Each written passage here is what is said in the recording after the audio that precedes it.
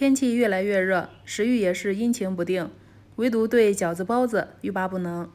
今天就分享一个非常好吃的西红柿馅饺子，这样调出的馅酸甜适口，非常不错。西红柿顶部十字划刀后，用刚烧好的开水烫一烫，再盖上盖子，焖上1分钟左右，把它捞出来，这样就能够很轻松的去掉皮。去好皮的西红柿地部朝上，把果肉分离出来，去掉地部，再改刀把它切成小丁，不需要太小，放到干净的滤布里，用力挤干里面的水分，一定要挤干一些。挤好后，先放入大碗中，加入食用油，先搅拌均匀，防止出水。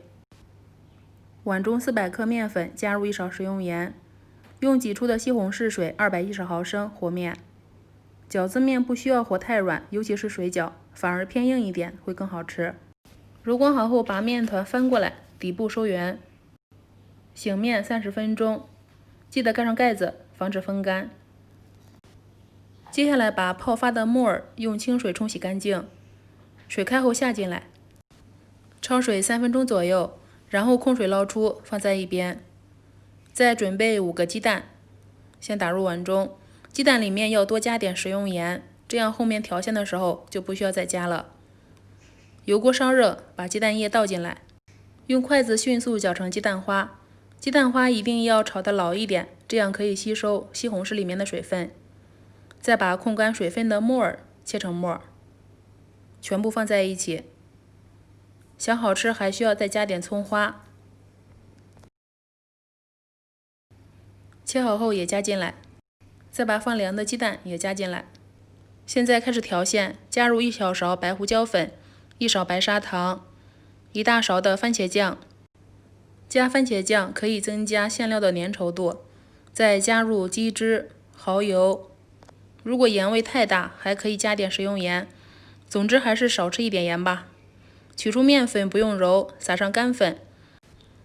面团拍过后，中间戳一个洞，把它搓成长条，然后就是分成均匀的面剂子，再撒上干粉，再是每个小面剂子裹上1层面粉，然后用后手掌按压一下。天太热，水分流失快，记得要盖上保鲜膜。取出擀面杖，把它擀成中间厚、两面薄的饺子皮就行了。用你最习惯的手法把它包起来。水开后加入1勺食用盐，这样煮饺子不会破。煮饺子的时候一定要开大火，素饺子煮至水翻滚1次就可以了。然后把它用漏勺捞出来，装入盘中。香喷喷的西红柿鸡蛋水饺就完成了，口感酸甜适口。在这个炎热的夏天，不知道吃什么的时候，不妨来做一做西红柿鸡蛋水饺，非常的不错。我是阿胖，今天的分享就到这里了，我们明天见，谢谢您的观看。